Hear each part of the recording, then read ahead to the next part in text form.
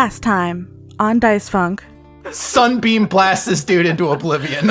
As Galen's head is suspended in the air since it's still penetrated on Veltari's sword. How do I get inside there, Ganny? You need the power of guilt. The stalker body slams you from the ceiling with several gallons of water, and it knocks you down, but you roll out before it can slither down your throat, and you see it take the form of a young Eladrin boy and start walking towards you.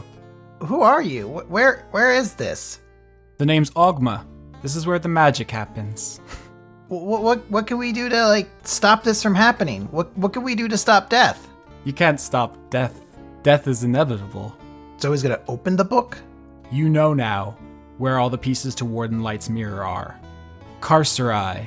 It is the perfect prison. Prison?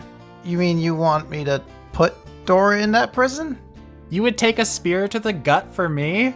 I had backup plans, so I don't know if I would have taken the entire brunt of the blow, rather than deflected it and saved both of us. But yes, I was willing to put myself in mortal danger for you.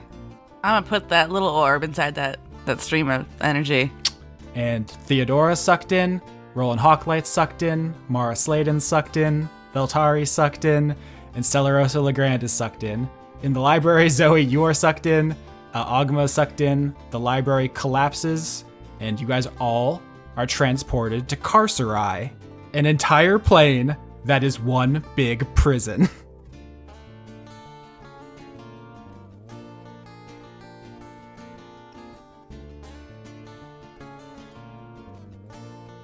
I'm always a fan of these upbeat and happy endgame moments. You know, the stakes are low, the angst is lower, all those things. What about the eggs? The angst, not eggs. I just woke up 10 minutes ago. I could really go for some eggs. Oh, me too. I'm so hungry. Okay, everybody has a lot going on this week. So last we left this adventure, let's just jump right in because this is probably the finale. The party, Zoey Legrand, Mara Sladen, Veltari, Rolen Hawklight, as well as the crew in the library, Zoey Legrand, and Ogma, God of Knowledge, as well as Theodora, Avatar of Gonador. Sip.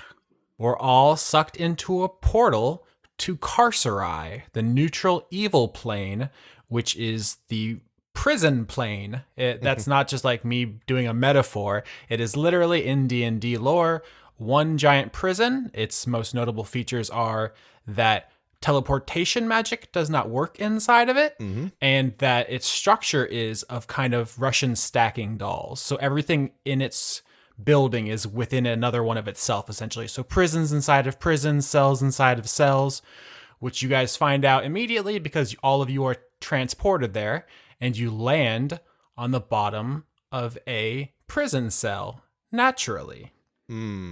So let me describe your surroundings a bit. All 7 characters that we name dropped at the beginning are here. You guys are all in one big cell. Iron bars all around you on all 4 walls, as well as the floor and ceiling. I think you guys have probably seen some shark videos where they go down in those big cages and they have bars on all sides of them. Mm-hmm. Think of that. Cell bars all around. And you look through the bars and you see in every direction, on all, the floor, the ceiling, and the walls, all lead into other cells, which are very much the same, which lead into other cells, which lead into other cells, ad infinitum, as far as you can tell. Of course, Carceri is a full plane with many different habitats, continents, cultures, and civilizations, just like the Prime Material and the Feywild. But where you ended up is clearly inside of a prison, which is probably inside of a prison, which is probably inside of a prison. You guys know how things go this season. But all 7 characters are transported here and land on the floor. For my purposes, because I only have one character in this scene, the God of Knowledge, Ogma, is not breathing very well. Clearly on death's door, harsh, ragged gasps as he bleeds freely from the eyes and mouth. He seems to be on his way out on the floor. Everyone else is dazed. Only Zoe actually knows where she is, but everyone else figures it out pretty quickly. It's not a subtle plane. And the last thing I'll note is that in the other cells around you, you guys see the petitioners of Carceri. we have seen petitioners on other planes. On Hell, they were kind of like burned zombies. And in season 2, we saw the Beastlands, and they were just different animals. Here, they are all prisoners, of course, specifically ones whose hands are tied by different materials. Some of them are bound by ropes, some by chains, some by handcuffs, some just by lengths of intestine. It can get pretty dark here. And all these prisoners, most of which have like bags over their heads, obscuring their identities. They don't have great sense of self to begin with, but they're all these kind of ragged, emaciated prisoners. And when you guys all slam into the floor, coming out of the other side of the portal, a lot of the prisoners in the cells all around you notice. And it looks like you might have some sort of prison riot on your hands in the near future. Nice. So I know how this goes. Prison. I acknowledge my guilt. we good? You are not good. Nothing happens. Hmm. Now, Roland can see Ogma, right? You see a red-haired man dying on the floor. Yeah. Would it be possible for you to know that it's Ogma, out of curiosity? Yeah, probably. You have a pretty high religion check. I'll give you advantage, too, because he has symbols and stuff on him. So unless they're all covered by blood. Right. 27 and 21, so 27. Yeah, not only do you know he is Ogma, you know a lot more about your surroundings. You understand where you are. Basically everything I said and a little bit of additional things, which are that he is dying. You know that gods do bleed. They have ichor, which is the technical term for God's blood in like Greek mythology. They can appear in many different forms. It just so happens to be blood like you would understand it, but also all of your holy symbols are bleeding. Mara and Rolen and Theodora. You can pretty clearly put together that that's all related. And also you know some additional things about Carcerai because you have a 27 on your religion, which is that there are only 2 ways out. They're the same 2 ways out that apply to all prisons, which are someone with the authority to let you out has to choose to do so, or you die and then they carry you out.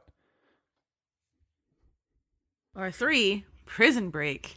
This is an entire plane of reality based around that not happening. Yeah, but like, does this plane of reality have like a sewer system I can like sneak my way into and then crawl out of? Yeah.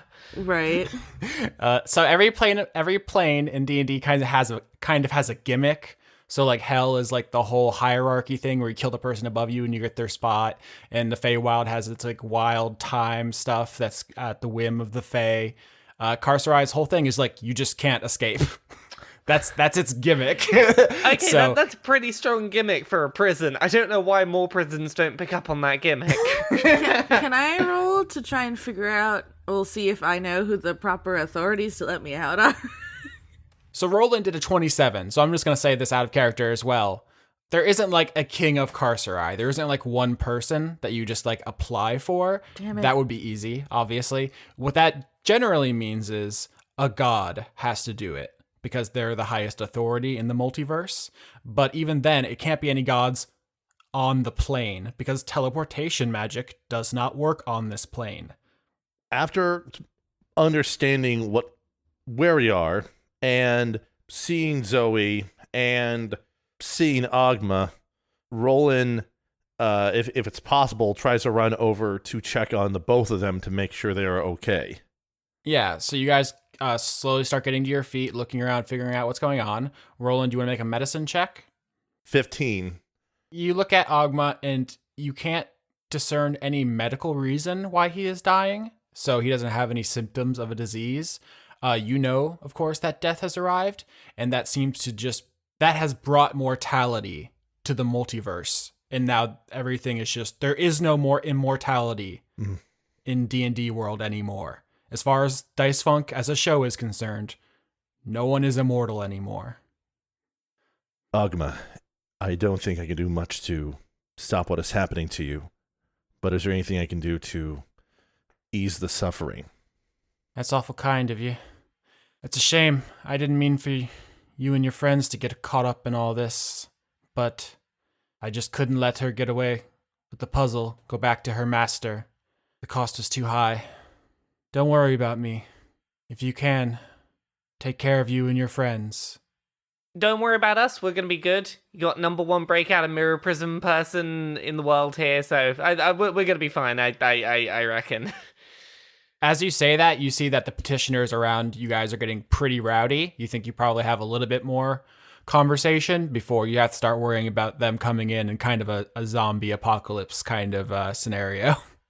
So I've seen Oz, maybe about a season's worth. So I know in this situation, what I should do is get myself a tiny little hat that sits on the back of my head and somehow rests there despite having no physic reason why it should. And that should make me threatening enough to not be bothered by prisoners, I believe. Some classic Oz goofs. Really timely for HBO's Oz. That sweet Adebisi reference. Nice. Nice.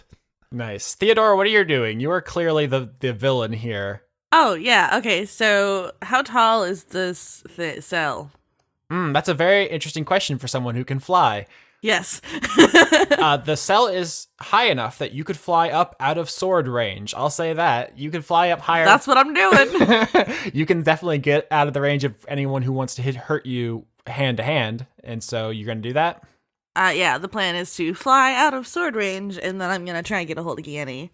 So teleportation magic doesn't work here, but this isn't like Ilium where nothing can get out. You can, in fact, send messages. So you're going to burn a spell slot on sending. Huh.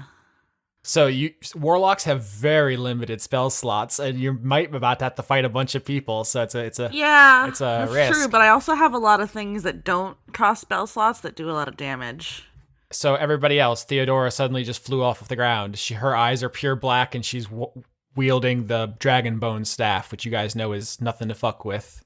Oh, I have an idea here. I have an idea. Dora, hey up there. What? What do you want? I got a thing to chase you up on quickly. Remember when you got that stuff in the first place, huh? I know where this is going, and the answer is no. Where do you think this is going? You're gonna ask me for it. Yeah, we agreed to have shared equal custody of that stuff, and you have not let me have it for a single day. I reckon it's my turn to have that stuff. This is not the time to ask. It's too late. I think this is exactly the time to ask. I think that you ran off with that stuff and never let me have a turn with it. Give me the stuff. Suck my dick. And And I'm gonna flip her off. Agma says to Veltari, I would have just killed her, but then that would have given Gonador free reign to kill all of my followers on Earth. So I thought this was a fair compromise. I'm sorry. It was a way to contain Gonador and prevent him from doing us any more damage. I'll say this, Theodora. I thought you were cool once. Do you look at me? I'm very cool.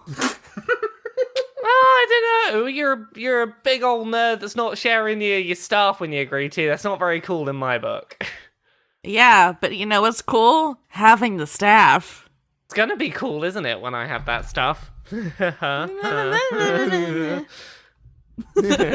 Veltar, we gotta figure out a plan real quick because this is going to get really bad really fast. Okay, I think I am gonna burn a spell slot on sending. All right, what do you say to Gonador? Is there any way, for me to get out of here? Gonador responds. The price of freedom is death. Great, helpful. Kill them. Got you, boss. I say that part out loud. And petitioners start pouring into the cell. Since it's, I guess, waves and waves of these petitioners coming, it would be very beneficial to have somebody who can create lots of attacks at once. So Stella Rosa can volunteer for that, since she can cast high levels of magic missile and basically use them to try to beat back some of the waves of petitioners. And Mara's just gonna go set everything on fire. Okay, so Stella Rosa Legrand and Mara Sladen are going to fight the petitioners off screen. We don't need to roll that. They have 1 health and 10 AC apiece. They go down. Like butter. Oh, okay. They go down easy. There's just a lot of them, and so we don't need to roll for that. That'll be happening around this cool final battle. Theodora versus Rolen Hawklight, Veltari, and Zoey Legrand. Let's roll initiative. Also, I love you all. I'm sorry. Oh no, this is great. Suck eggs, loser. 13. 21. The order is Veltari, Theodora, Zoey, Rolen. I'm not in this fight, so this is the last time you're going to hear my voice for a while. So, starting off, I'm gonna cast Hypnotic Pattern, which is a wisdom save from Eudora. 27. I crit. Okay, yeah, you crit. You are not hypnotized by my pattern, which is unfortunate. Yeah, the big pattern appears in the sky, and it doesn't affect the petitioners either, because they all have bags over their heads, so they don't see it. Oh, no. That's dark, but sure. I just established that just as a flavor thing. It didn't occur to me, but now No, it has. that works well. So I guess after that, I'm gonna do Bardic Inspiration. So I'm gonna give. Okay, so I'm gonna strum my guitar, Bardic Inspiration, to give a D10 to Rolen, and that's my turn. Oh, it's my turn? Sorry, I'm just really excited I'm just really excited to use a spell I haven't gotten to use yet. This is terrifying. I'm gonna cast Circle of Death. That doesn't sound good. It's a Constitution saving throw. It's a 60-foot radius sphere, which I believe you are all inside. Yeah, okay. So I want to add a little something to this because Theodora raises her dragon bone staff. She's flying up in the air, and she's going to unleash an aura of killing death magic on the whole cell. However, at this point, Ogma, dying on the floor, summons up the last of his energy, and he's going to grant everybody advantage on this Constitution saving throw. 28. Okay, so 20, and then... Okay, so 20 for me. And Roland has a 15, so what does it do? 26. Okay, so everyone takes 13 damage except for Roland, who takes 26. Yeah, so that would have taken a chunk out of everyone and almost killed Zoey in one shot. But thanks to Ogma, the damage is somewhat mitigated. But as this aura of killing death magic explodes inside of the cell, he kind of struggles to his feet. He extends his hands out. He's buffing you all with his godly magic. And as the aura washes over him, he disintegrates in front of all of you. You bastard, Dory. You killed whoever that person over there was that I never really asked who they were. Theodora has killed the god of knowledge. Nice. That's pretty cool. All right, Zoey, it's your turn. Your friends just got blasted and you just saw the god of knowledge die. How are you feeling? Pretty conflicted. This is not the way that she was expecting this to go. She went into Carcerai expecting to potentially be the only one in there alongside Dora, but instead everyone else is there and the god of knowledge is dead. So yeah, from your perspective, you have no idea why they're there. yeah. She was like, I really thought this was like a big sacrifice thing I was making. Then everyone showed up. I don't know what's going on now. Well, we couldn't let you go into a prison by yourself. That's, you gotta have me and Roland here. It's a prison. It's what we do. That is true. I did also see the escape plan, and Sylvester Stallone, despite being a scientist, would not have been able to escape without Arnold Schwarzenegger's help. So, we all need our, whatever Arnold Schwarzenegger's character's name was to our Ray Breslin. I have never seen a Prison Break movie where someone escaped without any help whatsoever, so... One thing to note in the background, while Mara and Stella Rosa are fighting the petitioners, there is a weird Rita Hayworth poster just kind of hanging out. Sorry.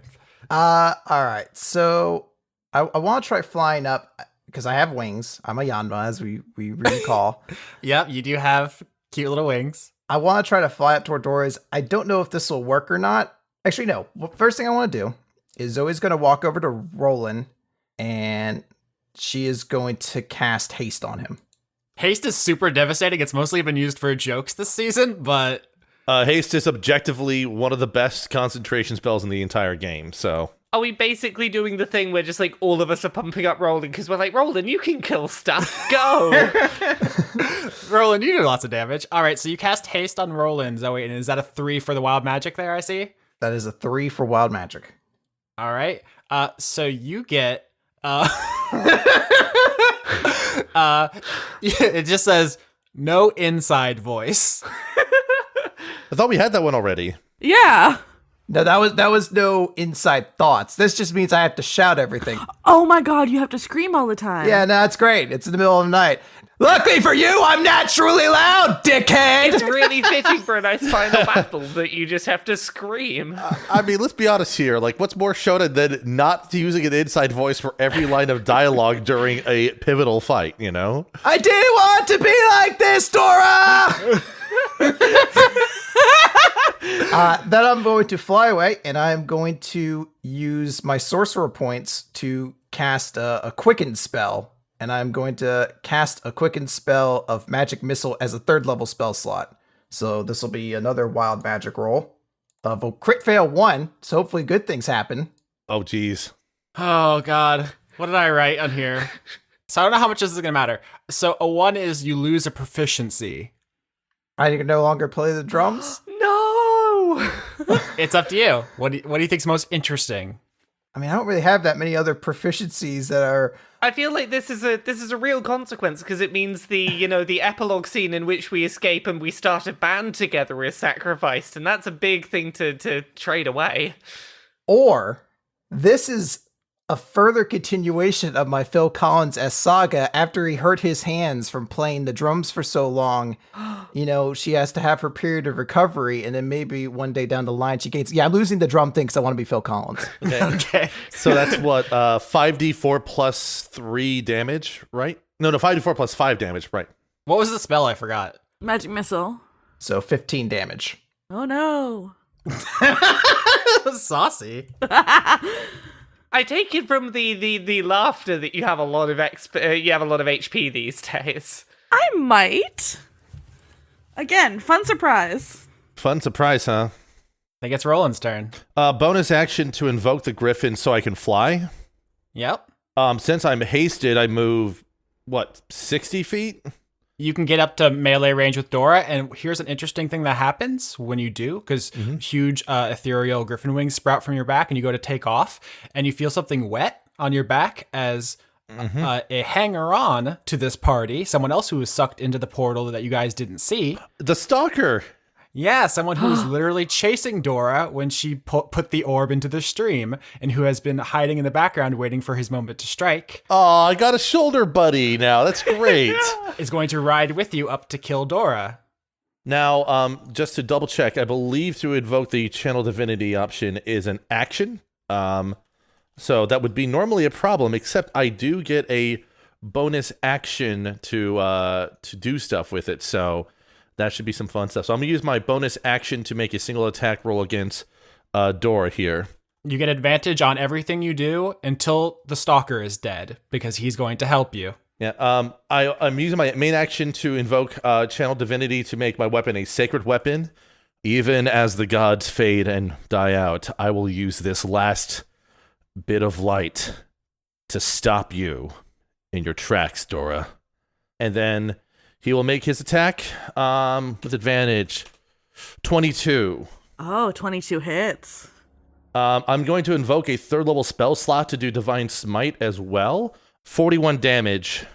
You fly up to Dora on your ethereal griffin wings. Your sword glows with magic. The stalker leaps off your shoulder and just starts air wrestling Theodora, and you run up and you slash her good. Ow! Acting. Acting. All right. I think that's Veltari's turn. I am gonna take a shot at it, and I'm gonna try casting Hypnotic Pattern again. Okay. Go on, Wisdom save. One. Botch, botch, botch, botch, botch. 19. You just scrape through. Okay, well that's my turn. I gave Zoey the 1d10, and I'm just gonna pass the turn on. All right. It's Theodora's turn. And Theodora, you're still hearing Gonador saying, The price of freedom is death. The price of freedom is death. which is true. Yes. I can't not hear that without immediately going to the KOTOR 2 scene where Kreia and their crew just sit there talking around you screaming apathy is death over and over again. I'm getting some real flashbacks, man. Okay. So I am, because Roland's up in my grill, I'm gonna focus on him for a minute. So I'm going to cast Blight, Will you make me a Constitution saving throw? 18. Nope. Is that high enough? Nope, it is not. Oh, then I'm going to use the Bardic Inspiration, add a D10 to it, make it a 20. So, Theodora, you try to use Blight on Roland, the spell that helped you kill Iris, the nurse, and he saves. Yeah, that's so he takes 20 damage. Jesus. And then it's Zoe's turn. I'm done. I did my murder. I tried to do my murdering. All right. In the background, your other character is murdering the hell out of unnamed dudes. Yeah, she's like screaming and setting everything on fire. Nice. So if I recall, for Jolene to escape Stone Ocean, she definitely had to rely on the help of all of her friends, although Weather Report did go insane and turned people into snails through subliminal messages, so I want to try to avoid getting into that kind of mess. Yeah, and that worked out well for Jolene in the end, didn't it? Hey, it essentially was season 2 at that point. Oh god, season 2 really was Stone Ocean. Alright, what I want to do is I want to try to fly up closer towards Dora. Mm-hmm. And I don't know if it requires an action to do so, but I want to have Fat Boy Slim go and basically try to rust away her spellcasting implement. I know that she uses the staff for it, but I know she also had like a Ring of Gonador or something like that. She has a brooch, yeah. So we can do this if you want. I just want you to know there's literally no mechanical effect to it because she'll just... Yes. Okay. So you're literally just doing this to diss her? No, I'm doing it on the off chance that if we can get the staff away from her, she won't have a spellcasting implement. Okay, so you're taking away the brooch and then you're going to try taking away the staff. I see. It's just this, or I'm casting Magic Missile again. I figure this is a bit more entertaining of a move to do. All right, so Theodora, you need to make a dexterity save against Zoe's spell save DC. Okay. You got to get out of the way. The rust monster is going to try to eat your brooch. 17. So she passes? She passes, yeah. It's my 17 is my spell save DC. All right, so Fat Boy Slim tries to eat your jewelry and you dodge. That was an action. Do you have anything else you want to do, bonus action-wise? I will use my Bardic Inspiration, and I will give that as well to Roland, since Zoe is a bard too. I forgot about that. And it's Roland's turn again. Everyone's buffing you, son. For my regular action, Roland's going to rest a hand on his chest and cast a 3rd level Cure Wounds on himself. 21. That's pretty good return on investment there. You need those D&D ROIs. After that, Roland's just going to glare at Dora and make his extra attack against Dora, which will be with advantage again. So that's going to be 23 is the attack roll. 23 hits. Roland's going to invoke a 1st level spell slot to do Divine Smite, which will add an extra 2d8 damage to the party here. So that's 2d12 plus 2d8 plus 3, 25 damage. Okay. That's not nothing. All right, I think that sounds like Veltari's turn. Okay, I'm gonna make one more attempt to hit a hypnotic pattern on Dora, and we're gonna see if this works. Come at me, bro. Come at me and my glowy weird balls. Excuse me? You know what she said. It's a cube, isn't it? It's not a sphere. Lauren, it's you. Yeah, wisdom save. Oh, that's right. I got distracted by the glowy balls. Jesus. 19. If Lauren admits she's distracted by the glowy balls, can that mean canonically that Dora has to take the hit? It looks like she saves. Yeah, you saved. You probably were going to. It's fine. I am my turn. So it's Theodora's turn. I'm really tired of y'all fucking buffing rolling, so maybe I'll try to take you guys out first. Oh no, you can just focus on rolling. Keep in mind that the stalker is like currently on your body and like keeps trying to wrestle you in midair. Well, he doesn't take damage, right? He's attacked you repeatedly throughout the campaign, and you keep not really fully investigating that. I think at this point it's actually an open question what you can do about him. Can I roll an investigation to find out what I can do about him? You can roll Arcana. Okay. As designed, that the stalker was your side quest. It was your loyalty mission for the season, and you spent every downtime scene getting laid. So Does that sound unlike me? that's exactly like you. It's my fault for not pandering to my players. I rolled a 13 on Arcana.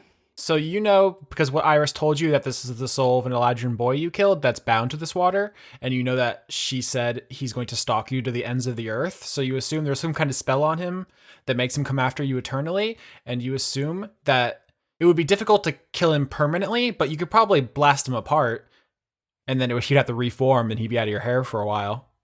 But I really wanted to hurt somebody.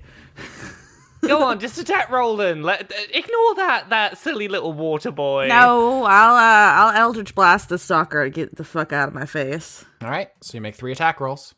Those are 3 D10s. Oh, those are damage rolls. I'm so fucking stupid. One of those is a crit. Yeah, I mean, it's just a young boy. He doesn't have very much HP. So, I mean, roll damage, but I have a feeling about the way this is going to go.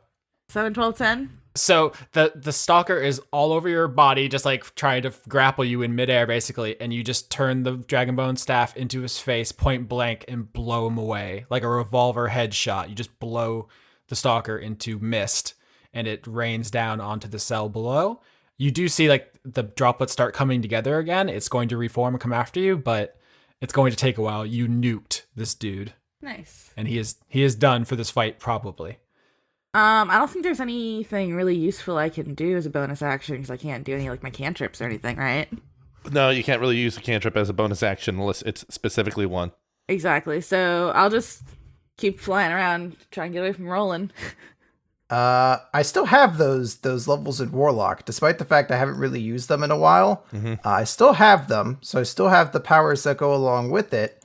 And I don't know if this still works because the gods are dying, but I want to try to use the power that they gave me to cast Eldritch Blast at Dora.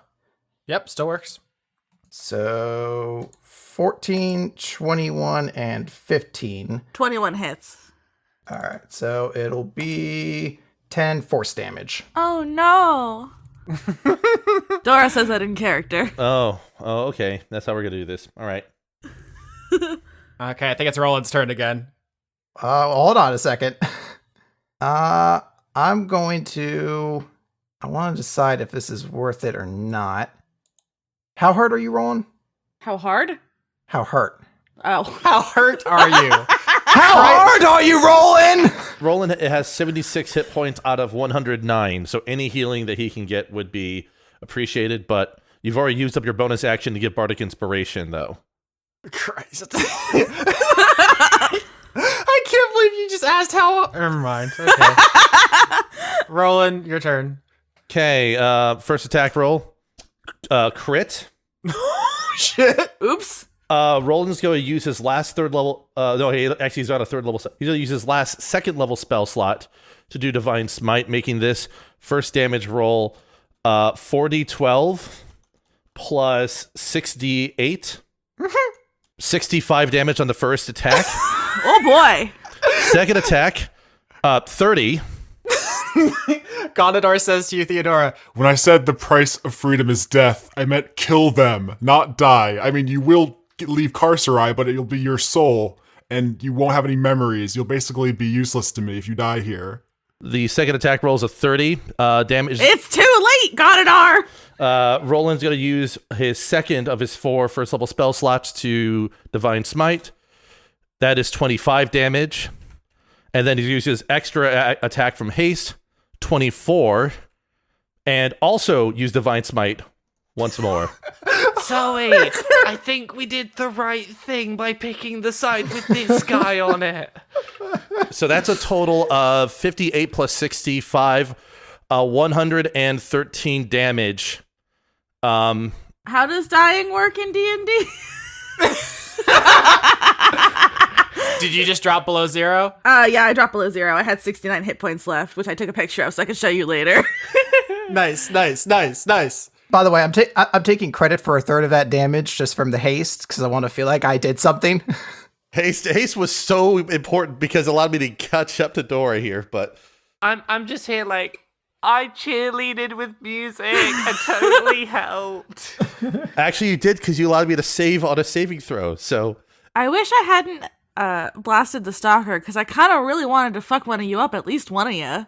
I mean, yeah, you definitely could have probably killed at least one person if the stalker wouldn't have intervened, but that's really on you for letting him live this long. Hey, I'm dumb. Hey, I'm dumb. There's no way I can make this not lethal. I'm swinging a giant buster sword enshrouded in light 3 times through her body in the air while angel, feathery wings sprout off Roland's back. This is going to be fan art, pandering all the way. All I'm going to say is that the last slash is downward to knock Dora straight down into the ground. Yeah, so you basically do the Omni Slash to Dora while you're flying on your Right. ghostly griffin wings, and she plummets out of the sky and slams into the bars on the ground below, dying but not dead. Zoe, you're still in the air on your dragonfly wings. Veltari, you're nearby. Mara and Stellarosa Legrand are holding down the fort. You guys aren't in danger of being overrun, mostly because Stellarosa is like a level 1,000 character. 1,002. Let's be She's very strong. But here's the thing, is that Theodora is dying. We can do some death rolls now for Theodora dying, or someone else can take action now. And if she doesn't die right now, in an hour, she will be able to roll hit dice to regain health. So if anybody has anything they want to do that takes an hour... I have something I would like to do that takes an hour before she dies, if we can do this. Because I've been wanting to use this spell for God knows how long, and I am very excited about this. I am gonna start casting... I've been waiting for this... Planar binding. Binding. Dora's from the Feywild. She's a Fey. And I was so stupidly excited when I realized that planar binding would work on Dora. I'm so ready. All right, so describe this if you will. You guys have the petitioner situation handled. So in the middle of the cell, Theodora, you're splattered across the floor like a bug, breathing heavily, and Veltari starts jamming out Jimi Hendrix style over you. Picture an entire hour-long prog rock album. I'm taking you on an hour-long musical journey. One thing I would like to do is I would like Zoe to go over and basically take the Dragonbone staff. And then Fatboy Slim will break her medallion. Ooh, so you... what's the word I'm looking for? So you corrode her... Disintegrate it. Gonador brooch? Yeah, just disintegrate her right on her. Do you say, "Welcome to the Dream Theater, bitch," as she starts playing prog rock? Yeah, I'm just like, "Enjoy that math metal, shithead!" And walk away. Speaking of math metal, there's a joke about the Dillinger escape plan in here somewhere because you guys have to escape Carcerai. Hold on. Well, as Zoe does that, Roland's gonna lower himself down as the wings on his back slowly dissipate off and the light fades off from his sword. And Roland's gonna look to Zoe and just say to her, "I'm sorry I had to do that, but I didn't feel like there was much choice we had at the time." Nah, I mean, it's okay. It's kind of what she created for herself. Is it really loud in here? You're just fine, Zoe. You're just fine. Hey, Dora, I get doing what you felt you had to do for yourself, but you realize how many people you fucked over in your pursuit of this? I've been fucked over for how many years? Hundreds? Thousands? I don't even know anymore. Everybody forgets about Dora. They always forgot about Dora. And I thought with you guys, it was gonna be different. But no. We forgot about you, huh? You never understood me, and you never tried to.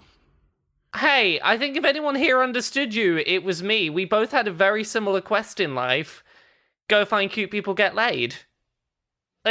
I got that. I tried to understand you and you threw me in a bag and bonked me on the head. Yeah. Yeah. That was a bad idea. That one was a mistake, but I stand by everything else I've done. No, you got me there. That's fair. Even if it means killing Gonador. If Gonador dies, then I don't mind dying too. If that's what's happening, then fine. Gonador's not gonna last forever anymore, and neither are you. That's just how this is, and that's a direct result of what you did. You took down the barrier that was holding guilt in place. You allowed death to arrive, and it's because of you that you and Gonador can't be together forever now. If the gods were so scared, why didn't they tell anyone? Why did they just lock something in place with no answers? Yeah, that's kind of bullshit on them, but also, you did know that something fucking scary was coming, and you it still just, like, kind of went and let it in. Listen, I understand what you guys are trying to do, and I understand that I'm dying. It's great, whatever. But nothing you're gonna say is going to make me apologize for what I've done. Okay. Well, in that case, I'm going to apologize. Because when this is done, I'm going to have control of you, and I'm sorry. Because I don't relish this thought. Sure, there is a bit of me that's very excited about getting to finally use a spell I didn't get to use before and to be useful, but I don't take any pleasure in this being how things end. Like, if I thought there was any opportunity of us talking to you and finding a solution that way, I would. I'm sorry that this is what this has come to. Do your worst. As you say that, you guys all notice, basically simultaneously, that all the petitioners have gone stone silent. Almost like a stone ocean here. Can Stella Rosa roll, I don't know if it would be an Arcana check or something like that, related to like what partitioners in Carcerai would, like why they would maybe freeze like this? What would something related to the plane in particular that would create this kind of action?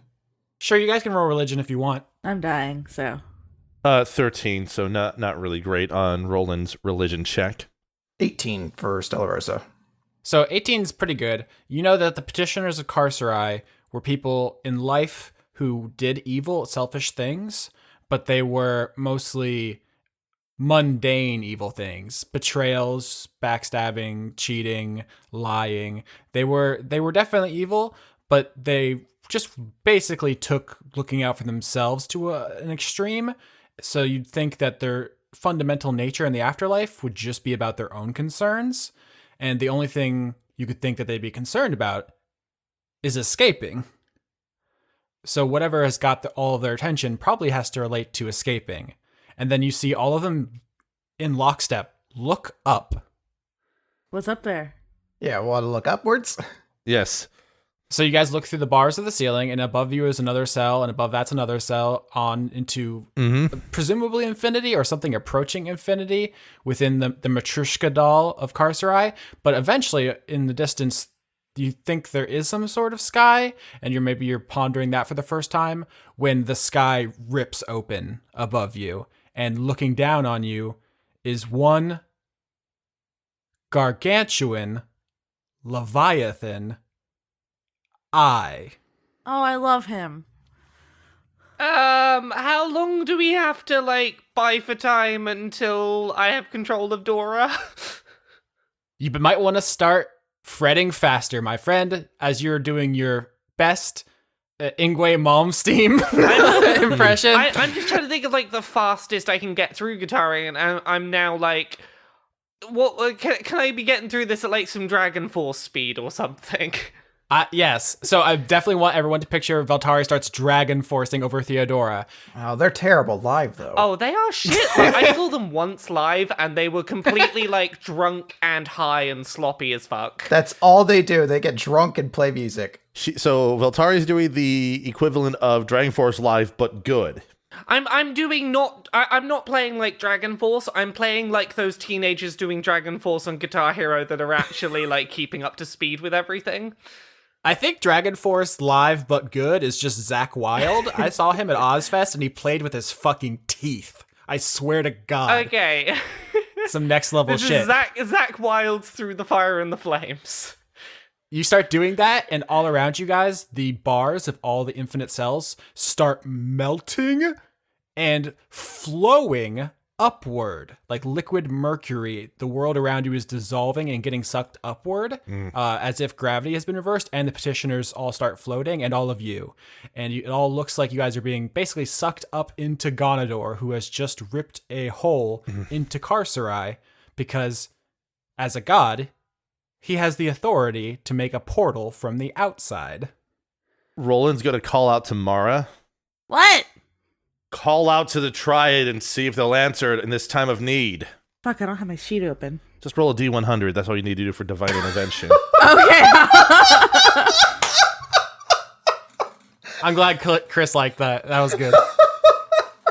Just roll a D100. No big deal. I rolled an 86. It fails. Okay, so You guys are all basically being sucked into Gonador's pupil. Gonador's one big eye is so enormous, it basically is the new sky of an entire plane of reality. It's like, it hurts to look at. That's how large it is. And it's also, I don't know if crying is the right word, but blood is raining down on you as if the eye is weeping. As you all know, it is also dying.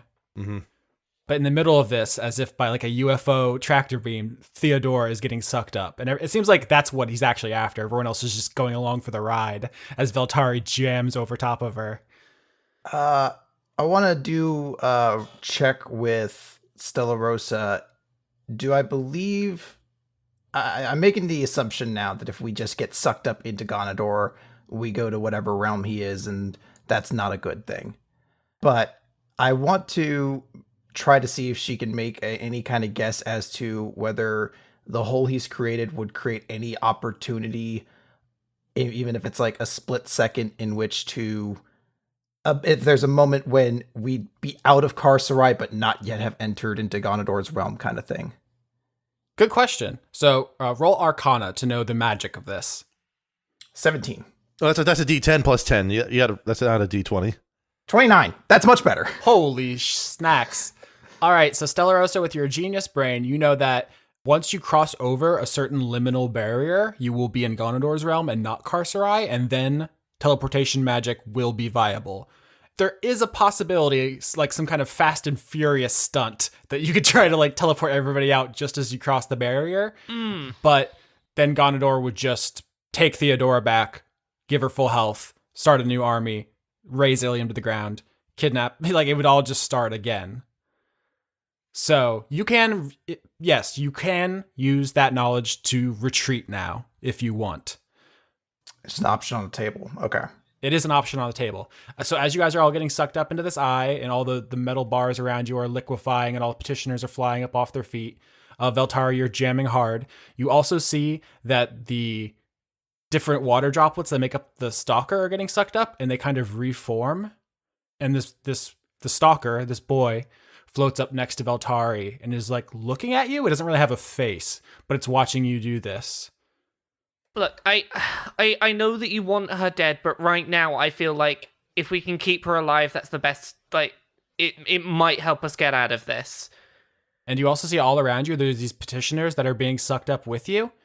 And one of them, whose hands are tied by what seemed like a bunch of arteries, like just someone's veins, basically. Their hands are bound and they float up next to you. And you're floating, Veltari. You're jamming with the stalker and this petitioner specifically. And this petitioner leans close to your ear as you're playing guitar and whispers something in your ear. What do they whisper in my ear? Take away what she loves. Okay. I'm now thinking, how do we kill Gonador here? And that petitioner gets sucked away, but as it does, it makes eye contact with you, Theodora. Even though like it does have a bag over its head, but you feel it like staring at you, and you hear it say something too, and it says, "To the ends of the earth." Do I have enough strength to give it the middle finger? You do. I do that. So, my gut feeling right now on what I should be doing, like, if I finish this control of Dora quick enough... Out of character, I'm thinking, if we were to try to fight a god right now, the gods are no longer immortal. They can die. Correct. So we have something capable of fighting a godlike being. True. And if you guys roll initiative against Gonador, he will take 14 actions to do 100 D100 plus 100 every round to everyone. So, Do we know if he knows I've got control of Dora? Couldn't Dora just say, hey, they're trying to bind me? if you start saying that, the stalker flies over to you and literally jams itself down your throat, choking you out. Okay, then I won't do that. I mean, that's a pretty good image. It is. Okay, I mean, maybe he'll suck me up faster. S-U-C-C, suck. So, Veltari, you're jamming as fast as you can, but it's going to be very close if you're going to make it. If only you could play faster.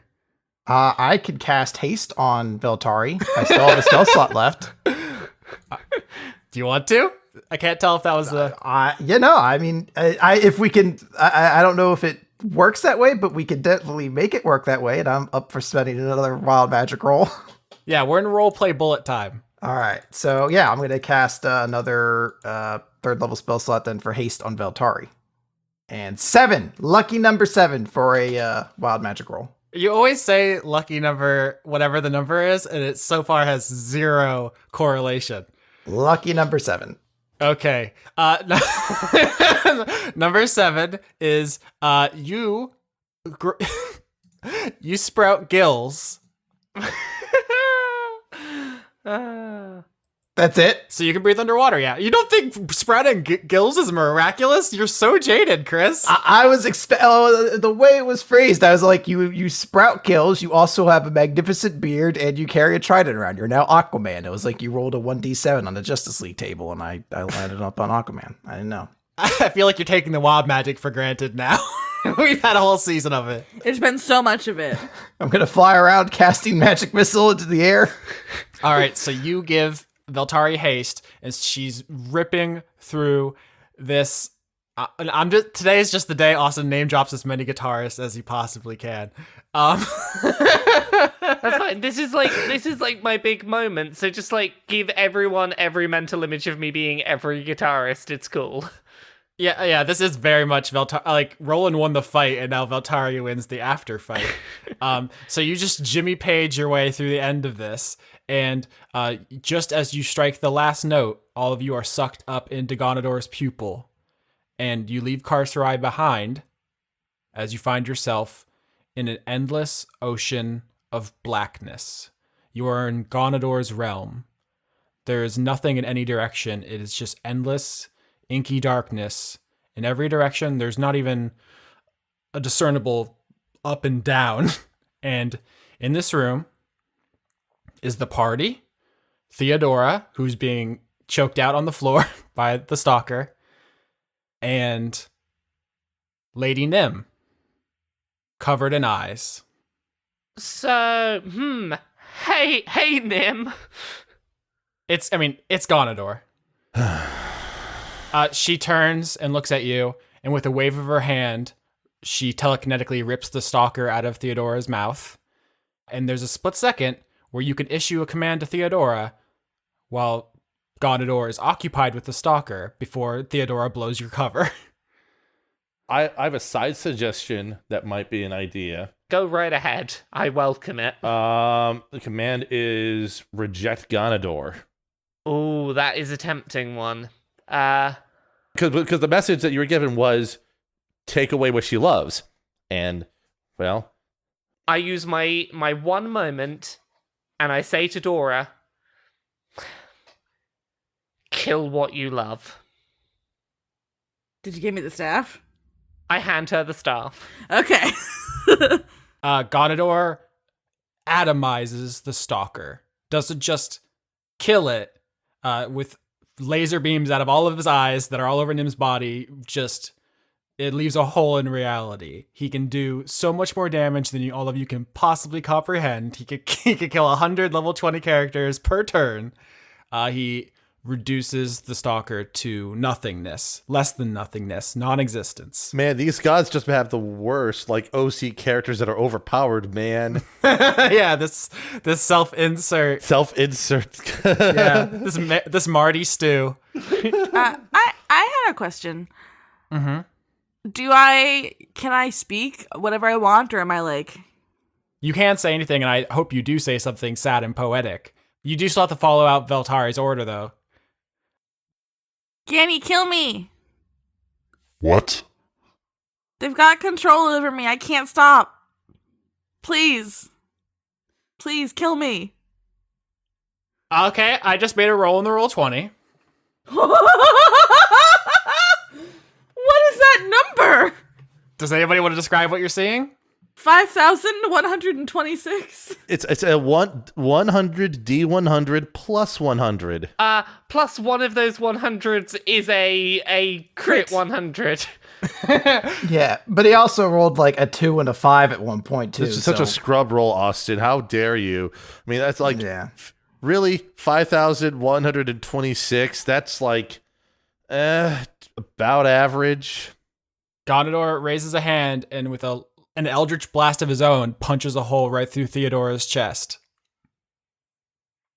As I'm going down with a hole in my chest, I'm gonna point the staff at him and I guess Eldritch spear him. And I'm gonna say, I'm sorry. I love you. And then I die.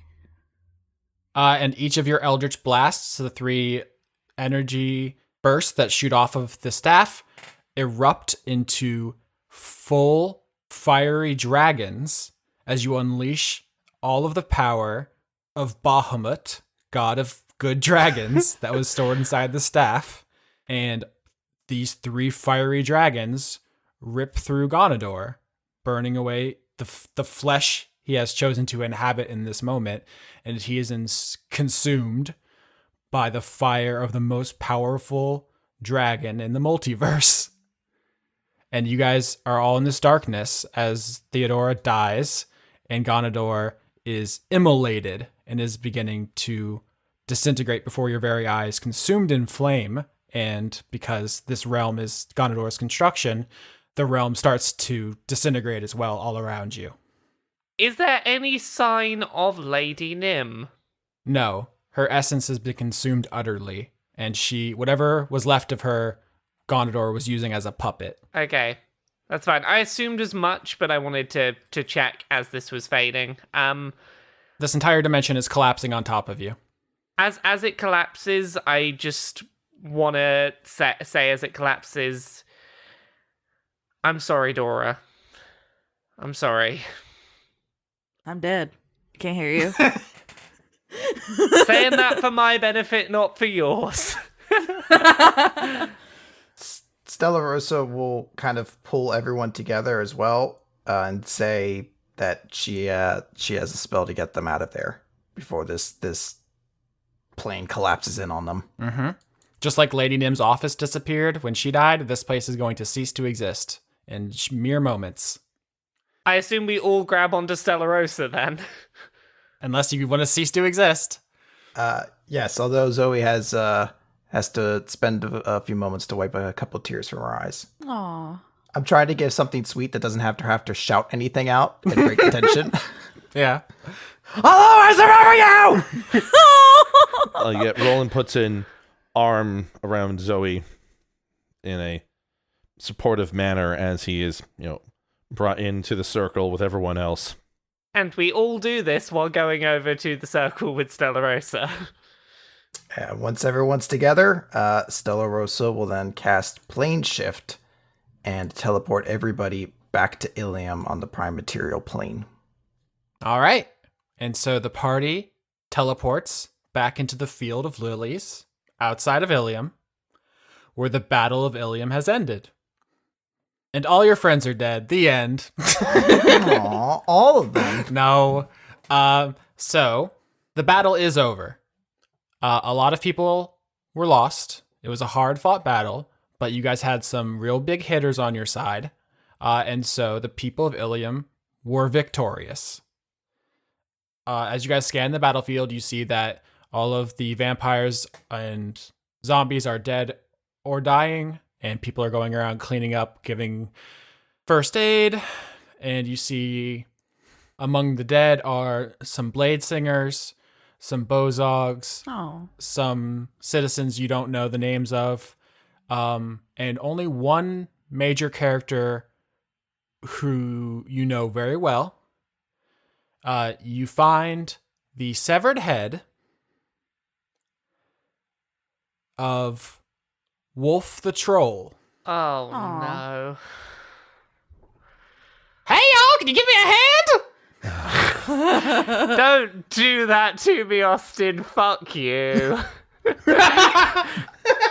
You are so lucky they didn't use fire on you to finish you off.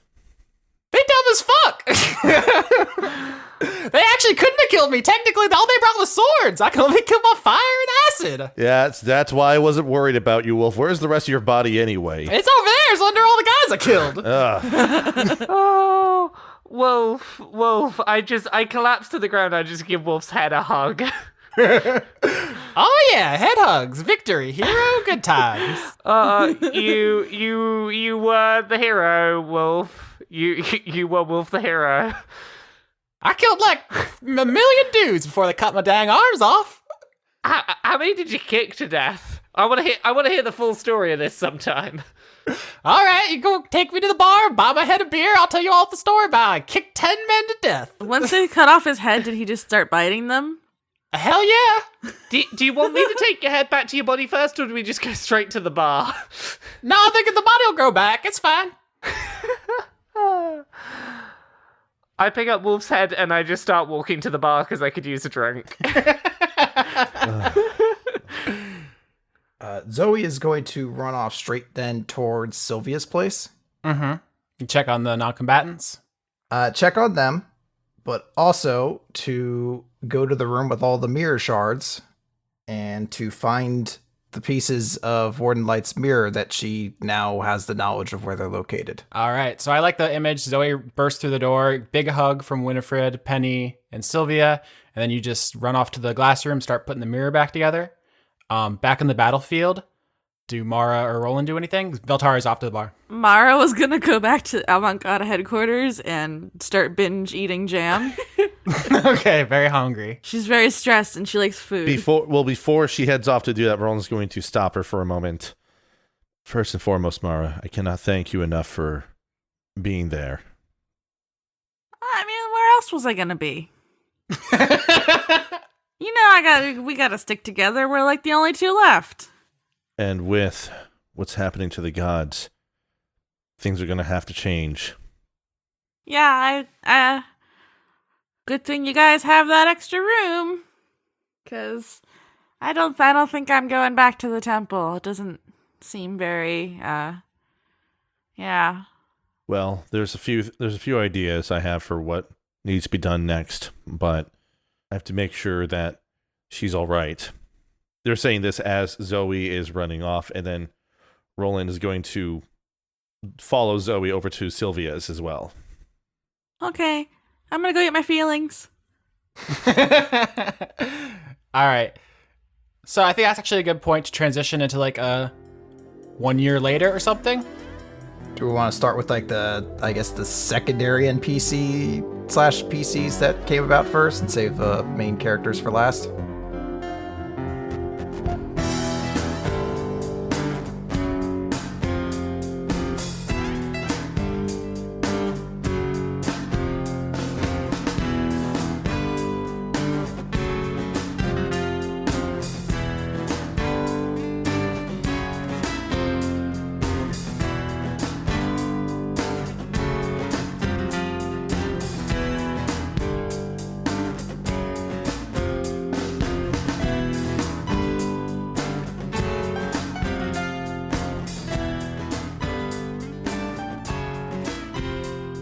So, what did Mara Sladen do after the Battle of Ilium?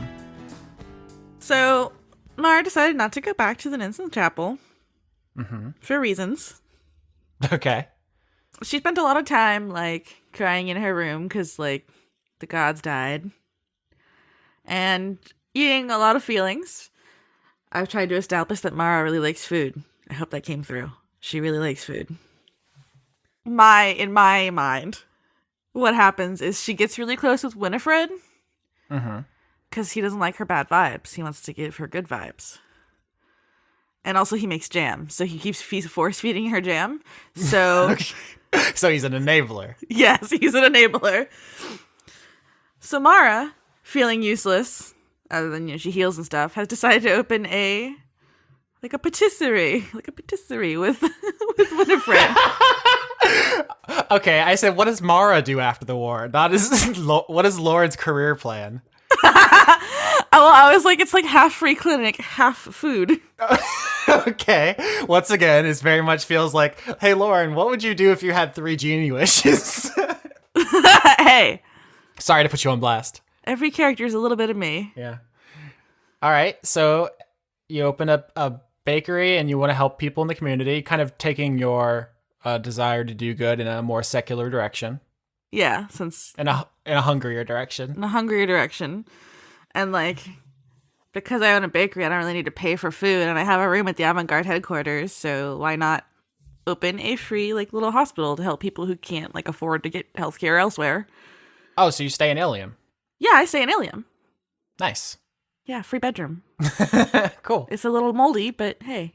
Free crabs. Yeah, every now and then I feel like a crab crawls out of somewhere. All right. So next up, what does Martis Valaman do after the Battle of Ilium? I like to imagine that he was instrumental in kind of finishing up the big fight. I like to think, here's my headcanon, is that the charred skeleton of Theodora, after being blasted away by Stellarosa's light beam, kind of became the most deadly thing after it got back up and they had a cool showdown. Mm-hmm. Very likely. So Martis's actions are pretty straightforward. The first thing is, once he's sort of appraised of the situation, he takes Grace and Light and offers to introduce them to basically the rest of the family.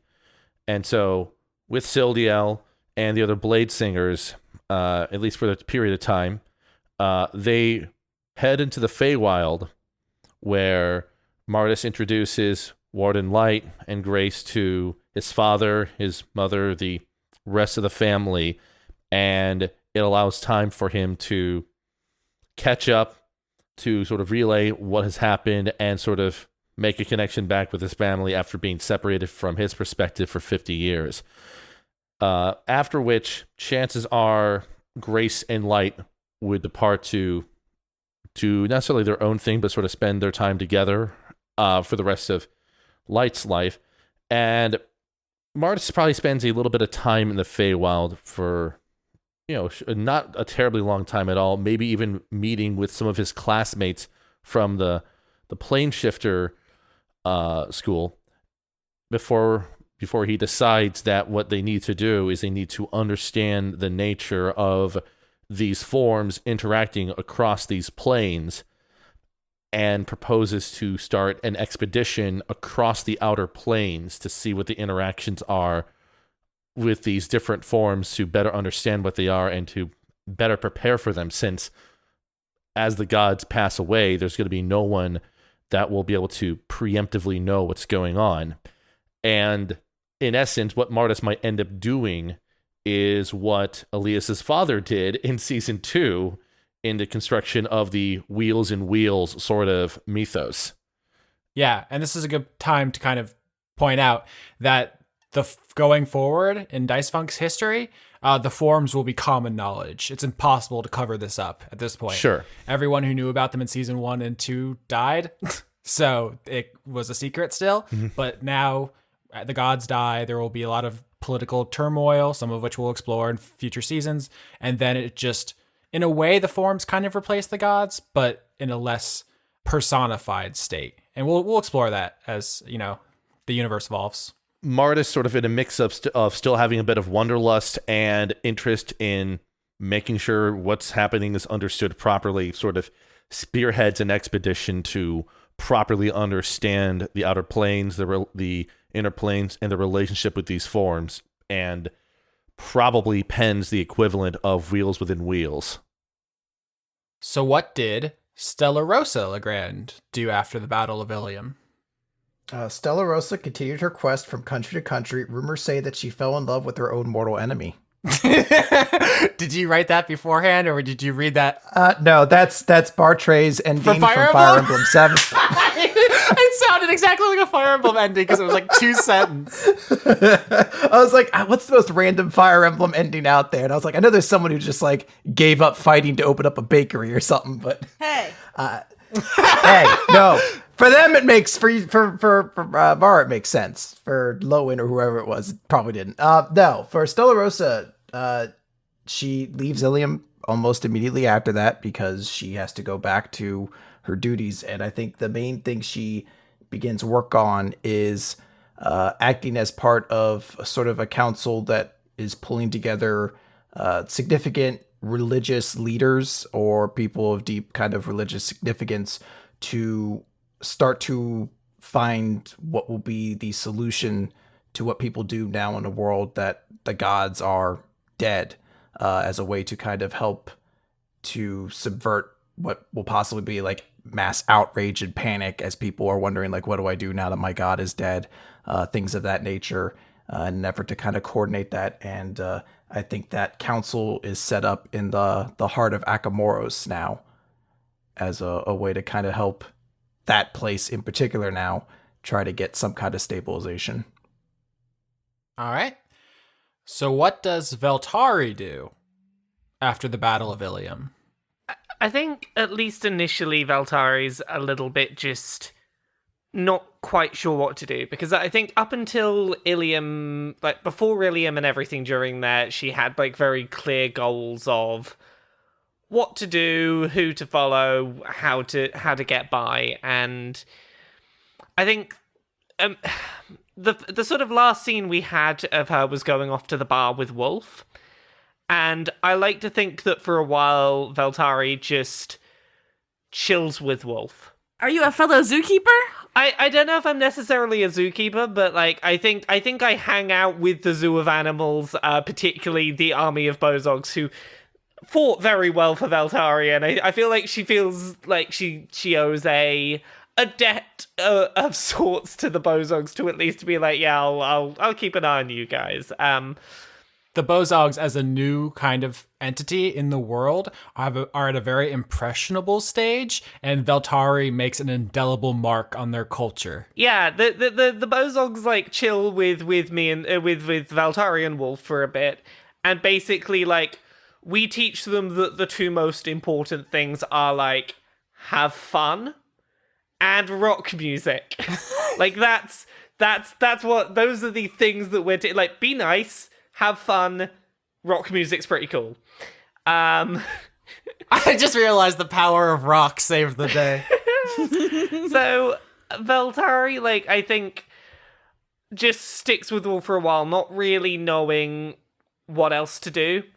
Like, she writes some music for sure based on everything that happened in Ilium, because my god, there was some really good inspirational imagery for rock music, but yeah, I think she just kind of she doesn't rush to get on with anything. Like, I think a year on, she's still just a bit sticking around the person that she felt was worth sticking around with, and just seeing where life goes. And obviously, like, I'm talking for a character that's not Veltari that I didn't write here, but like, I like to think that Wolf was at the very least okay with Veltari just being around and helping out a bit. Yeah, I like that a lot. You and Wolf went through a lot, and you did a lot of work on that relationship. I also like to think, if I can complicate the scene a little bit, the image of you like sitting in the bar, drinking, having fun, and someone sits down at the table across from you and says, "So let me get this straight. You killed an entire army of vampires out of a personal grudge, and just so happened to stop the wave of tyranny that was going to sweep across the continents? Like, saving the world was a side effect of you getting back at a guy." Pretty much. Like, you know, I did tell you the whole thing was like, I was gonna, this barrier wasn't gonna be around for more than a couple of months after I showed up, and I like stuff that is, you know, big badass spectacle, you know? It's just what I do. I should have trusted you, Carrie says. I can't blame you for not doing so. Not gonna lie, did not expect you to come back here. What brings you back? I heard you killed like 100 dudes and saved the world or something, and I thought, yeah, I could hit that again. I think you missed out on like the big thing I did. I killed a god. That was pretty cool. Mm-hmm, sure you did. All right. Yeah, I killed a god. Killed the big eyeball god. I think you have an impressive enough story without the bardic flourish. Hey! If when you hear the album I've been writing about killing a god, like, you know, the sincerity will show through. That like you can't just make up this kind of music about killing a god. Oh God, what's the name of your rock opera? The rock opera is called The Longest Blink: How I Killed a God. I'm workshopping the name a bit. All right, so you just spent the night drinking with Carrie. Do you guys get back together, whether casually or more seriously?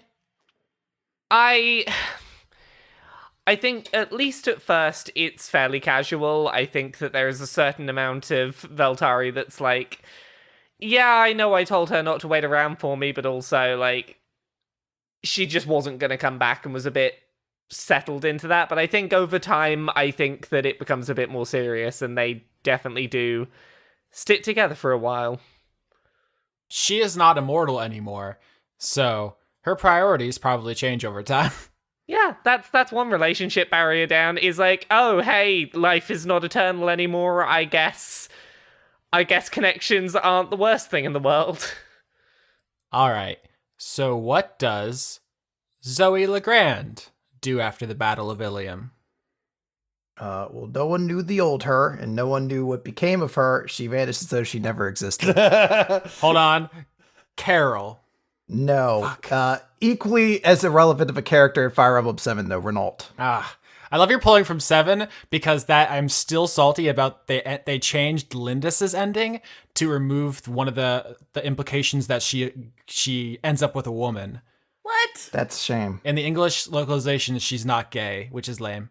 That is a bummer. Anyway. Renault was lame, though. Anyway, so no, Zoe helps to, kind of put that mirror back as the immediate thing she gets on, and then she transitions as best she can back to being the mayor of Ilium, and that's where her primary focus is for at least that immediate year following. She has a lot of work to do to try to rebuild Ilium after that attack. She has to see to it that the Blade Singers, the Bozogs, those who lost their lives there are properly remembered. There's now a cemetery in Ilium, and there's a specific grave that she makes to Dora as well. Aww. It's not one that's like kind of given all the attention of all the others, but Zoe makes sure that it's among them as well. And that's her focus, is just on trying to help the town as much as she can. She still has her wild magic, which still gives unfortunate consequences of them. Who knows if she looks the same or acts the same as she used to, because she could be now a jack-in-the-box for all I know. But her focus for right now is to try to continue to help Ilium, at least in these early years as it starts up. But if you allow me to complicate Zoe's epilogue a little bit, a scene I would like to paint for you is Zoe goes on a little journey to return Reginald the shark to the ocean. Okay. And going along with that, on that journey, is probably Claire Elise Legrand, Warden Light, and Grace Rosemary. Something you kind of promised Reginald was you'd help him out. And I just wanted to give some of these other characters maybe a last line or two as you guys go to the beach of Agarthan. And you guys, with a big glass tank, you roll across the beach on like a trolley, and you put the shark back in the ocean where he actually wants to be. And you guys kind of wave to him as he swims off, and you can hear in like your animal spell thing. He's just like, meat, yeah, gonna go get in the food, yeah, gonna mate, gonna have baby sharks, gonna eat a seal, hell yeah. I hope he's gonna be happy. Zoe will say as she like wipes a tear away. Gray says, I'm really worried about the seals. I mean, yeah. Also, I guess maybe we should put like a sign up here for no swimming, like, for at least a little bit. Yeah. You see Claire is just running up and down the beach shouting, I killed 100 zombies. Hey, everybody, you want to hear about the time I did a really cool thing? I was flying and I shot fireballs. That was like a year ago. I wish he'd get over that. Listen, for someone who is literally made out of jealousy, she's gotten over a lot of it, but she definitely wants everyone to be impressed by that. So she's running around kicking sand on people who aren't impressed. Hashtag relatable. Yeah. Warden Light looks over to you, Zoe, and says, thank you for everything, Sister Legrand. I could never pay you back in 1,000 lifetimes. Hey, it's not about paying back, right? It's what we do in Ilium. We help each other out. I suppose that's true now. I hadn't really considered that during my tenure, but hopefully you will fit the role of leader better than I ever could. Don't be hard on yourself. This is, well, I don't want to call it New Ilium. I kind of want to call it Neo Ilium, but that sounds kind of super dorky, so I think we'll just call it Ilium. Plus, we already made a bunch of business cards, so, don't want to change those costs. What about you? Is this, do you have plans? Are you going to stay around Ilium? I would like to spend what time I have left seeing the world with my daughter, giving her all of the experiences that I couldn't when I was bound by duty. I don't know how much time I have, but I'm going to use every moment of it to make up for what I took. Being, what was it that Claire said? A stubborn ass, I believe? Yeah, she has a lot of choice names for a lot of people, but hey, see as much of the world as you want, and just know that you two always have a home back in Ilium to return to. Thank you, Mayor Legrand. Sister Mayor Legrand? You gotta stop getting titles, kid. Excuse me? It's McQuare Legrand. All right. Respect the misspelled title. You do make the rules now, so I will respect them. He kind of ruffles your hair and walks off to just... He's an angel on the beach. He's just kind of just checking stuff out. He feels a little out of place. I like to think he has like the very like obvious like sunscreen on the nose thing though that like dads have. Absolutely. Yes.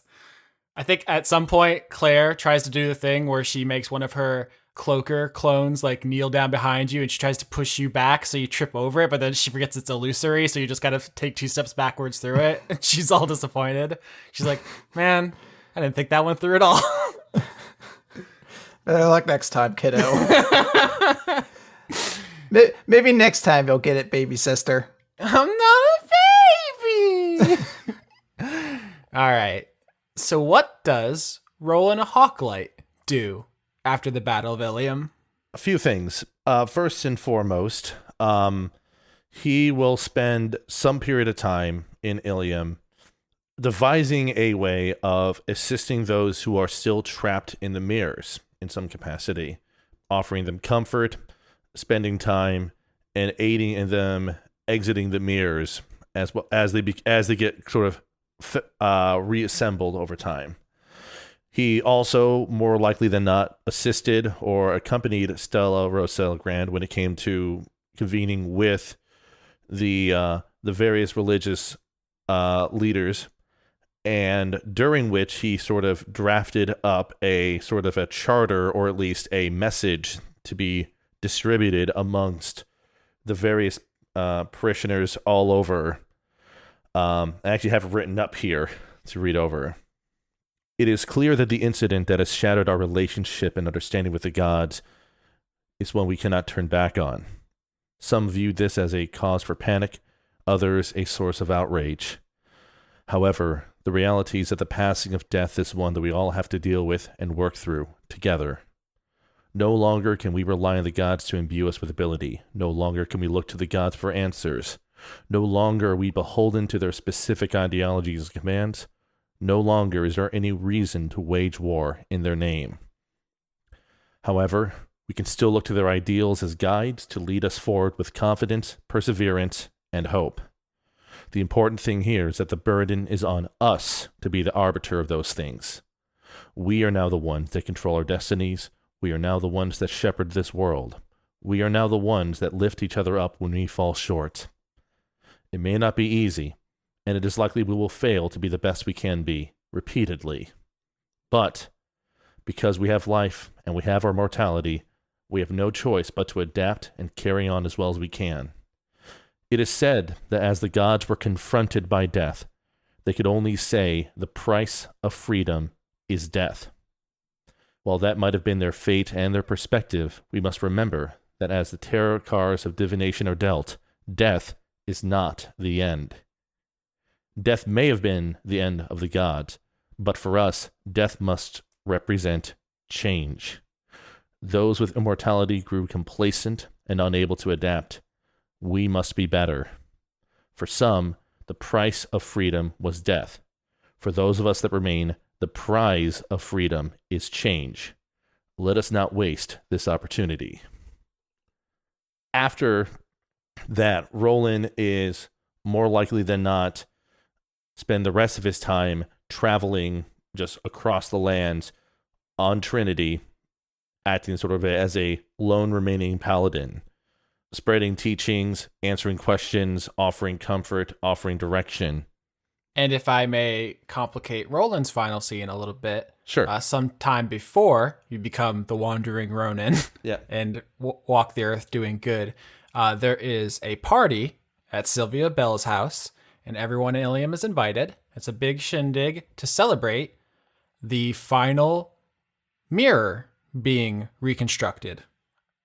When Roland shows up at the party at Sylvia's, he's armored up. He has all of his equipment ready. He is ready to basically leave and begin his sort of wandering quest after his time is done at the party, because he feels like everything that he's needed to do for Ilium is accomplished, and in part, the promise he kind of gave to Light about the tacit promise he gave to Light about dealing with the people in the mirrors has sort of been accomplished as well.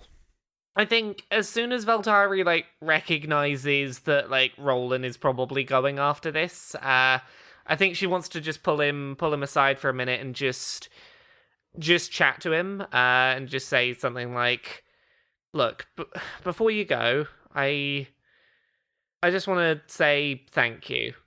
I don't really know what I'm gonna do now, besides hang out with Carrie and Wolf, because Carrie and Wolf, they're pretty great. I might just stick around with them for a bit. They seem good, but before I met you, I was stuck in a cycle of doing the wrong things to survive and not caring what I had to do that, and meeting you has made me into someone that I'm at the very least not ashamed to be.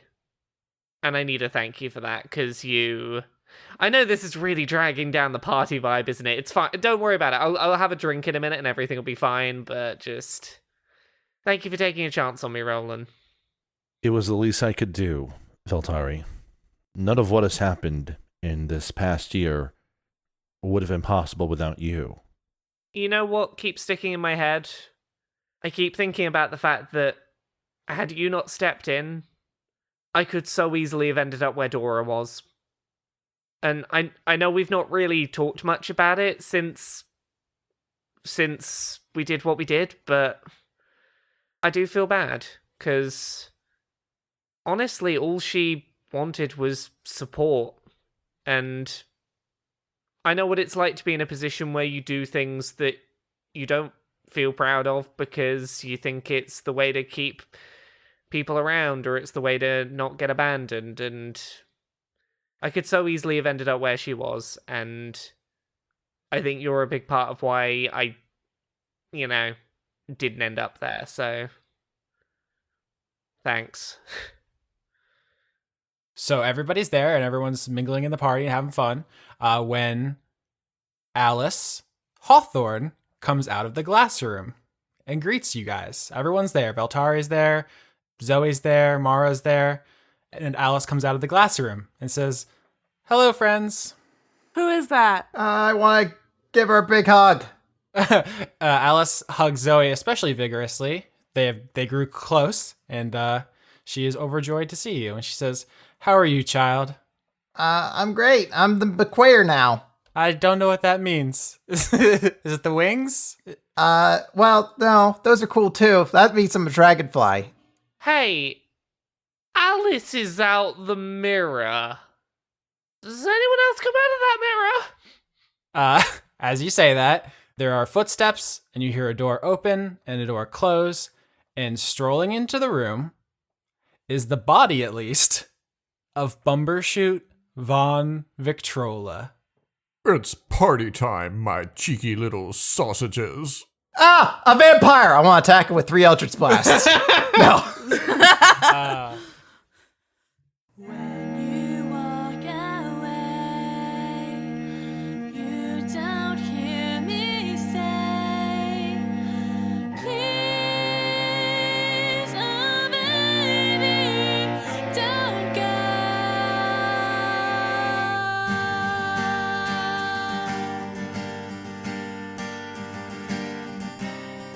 You're giving me too many things lately. You're all I need. You smiled at me and said, don't get me wrong, I love you. But does that mean I have to meet your father? When we are older, you'll understand what I meant when I said no. I don't think life is quite that simple. When you walk away, you don't hear me say, don't hear me say, don't hear me say. When you walk away, you don't hear me say, please, oh baby, don't go. Simple and clean is the way that you're making me feel tonight. It's hard to let it go. 우르사이 저울이니 할때 운명이 너 가면 원도네先読みのしすぎなんて意味のないことはやめて今日は美味しいものを食べようよ未来はずっと先だよ僕にもわからない完成させないでもっと良くしてワンシーンずつ撮っていけばいいから君という光が私のシナリオ映し出すもっと話そうよ漠然の明日のことも明日のことも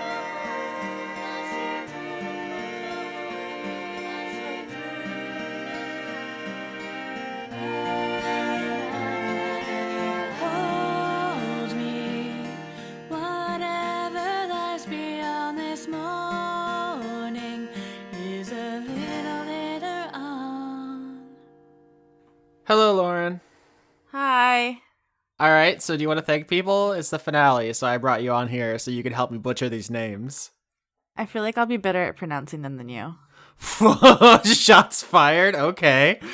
And then I'll fuck them all up. Do you want to start? I mean, first I want to shout out Leon Thomas, Renegade Cut on YouTube. Everyone should be following him on his Patreon and everything. He provided me with a good joke this episode, but he's never coming back. He wants everyone to be very clear about this. Please respect his wishes to never ever have to be on the show again.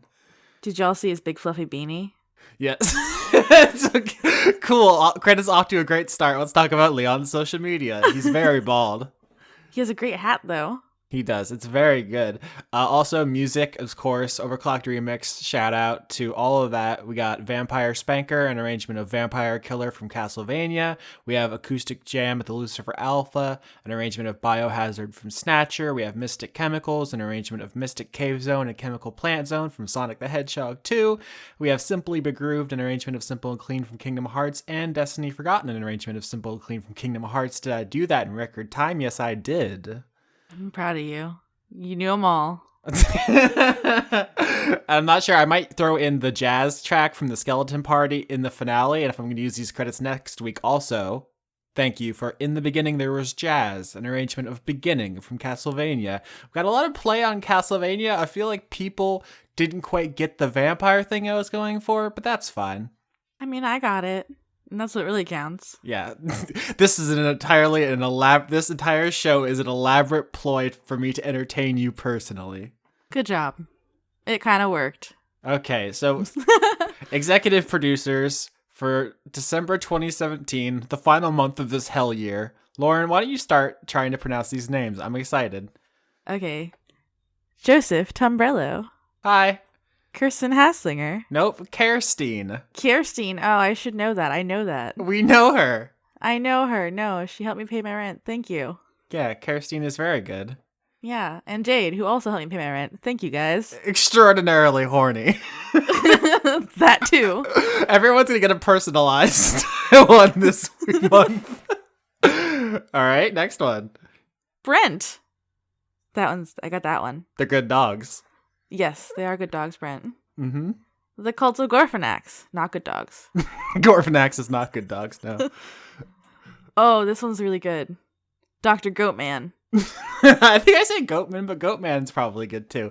We're gonna be here for 2 weeks at this rate. Okay, Irving T. Royale. Andrew Grothin? Who knows? I don't know. Paul Mullen. Levi the Young. Great artist. Yes, big fan. Kevin Dobbins. Anthony Savor. I say Sauvier, but... Oh my god. You would. Oh god.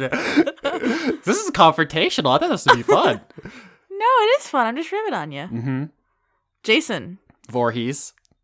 No. Too scary. Too spooky. Ken Firstel? Oh god. No, Nante sees P? I don't know. This is new for this month. Thank you for your patronage. Yeah, thank you. I'm excited to every time I get a new name. I'm like, I'm gonna get a message about this one. Scott Cummings. You know. Andrew McKitty. You don't know. Jew Man Jack. Mm-hmm. Oh, Gwillem Evans. I think that's a Dark Souls character. I don't know. No, it's not. It's a joke. Oh, I didn't get that joke. It's okay. Mel? I'm so sorry, Mel. Could be Melly. Teach? Tish? I'm so sorry. I don't know what I'm doing. Yeah, I've been doing this for like 2.5 years. All right. George Soros. That's an extraordinary joke. Arjan de Koning. No one could say. Grimlock. From Cybertron. John Potts. We're still not even halfway. We're not even halfway. Oh, there's so many. Okay. Dawson Parr. Noah Sudret. Xephosaurus. A big favorite of mine. I really like this name a lot. Elderly Goose. Yeah. Salad Child. Seraph Stone. Thorsten Gross. Devin Smith. I'm just going to keep going. Yeah, I realized at that rate we were never going to finish, so I'm being quiet now. Okay. Caster UK. Aki Savolainen. I'm sorry. I think that's close. I say Savolainen. Okay. The Paladin's Wife. Florian H. Charm Wilkie? I say Wilkie, but... Wilkie? Yeah, that's that E on the end. Yeah. Junk 2.0. Okay. Enthusiasm. The Hadsells. Dominic Bowden. Melissa Nielsen. Dawn. Hi, Dawn. Eugene T. Hi, Eugene. Connor Reynolds. Pruitt Holcomb. Hi. Do you think the people who you don't say hi to personally now feel left out? I hope not, because sometimes their like usernames are different from their real names, and so I don't know who they are. They could be somebody I know, but I don't know. Mm-hmm. That's always the fear. Artemis BJJ, Brazilian Jiu-Jitsu in Bristol. Yeah, they kick people over there.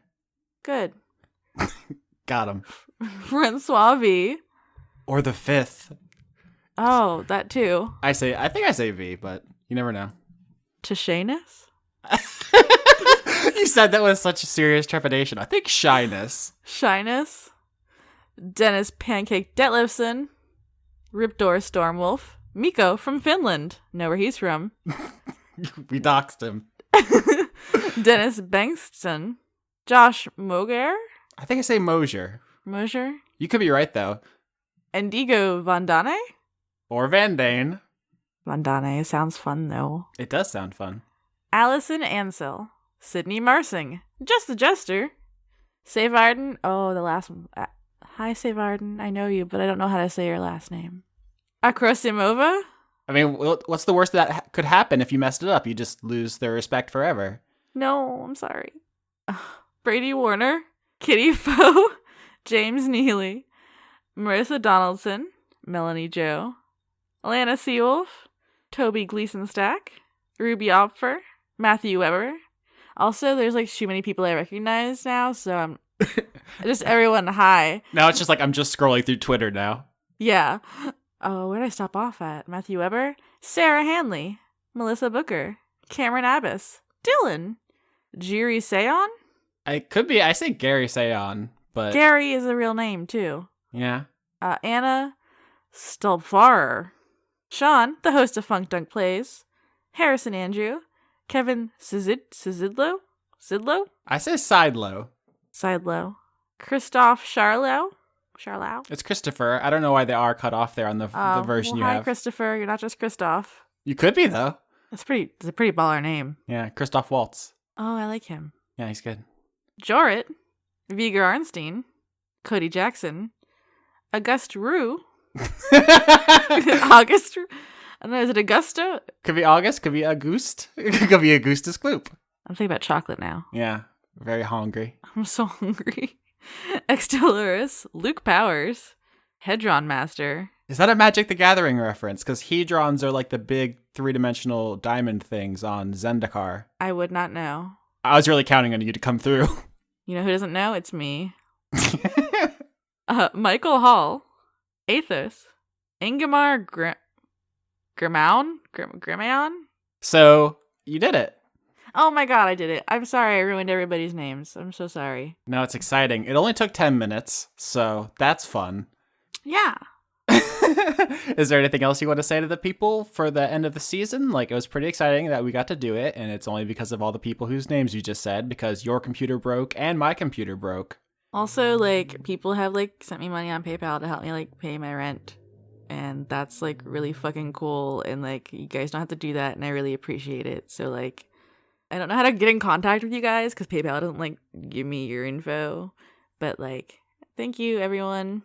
I'm sure we'll be promoting ourselves at the beginning of the next season, as we do every time we start a whole new adventure. Yes. But this is also a good opportune moment to just remind everyone that it's an incredible privilege to be able to do this at all, and that everyone enjoys it is super awesome. I'm sure everyone else involved in the show would agree. If they were here, they have important things to do, but you can always find Chris at Weekly Manga Recap, patreon.com/Weekly Manga Recap. Who else is on our show? Laura K. Buzz, everywhere. Can't forget. She's on kotaku.co.uk, which is different from the regular Kotaku. It's very British. I would hope so. Who else is on our thing? Sketch? He does music. Yeah, he's a fancy boy. Fancy lad. Very fancy. And then there's you, and then there's me. Yeah, I think that's everybody. Yeah, so hit up our socials and everything. Patreon.com/Austin Yorsky is how you make sure the show continues and that Lauren and I aren't homeless. Thanks. It's real nice not being homeless. It's very nice. And it's just like very good. It's everything. Also, we got you headphones. We got Jess a mic in season 1. I got me a mic. You got a mic. Leon got headphones. all that stuff, you know?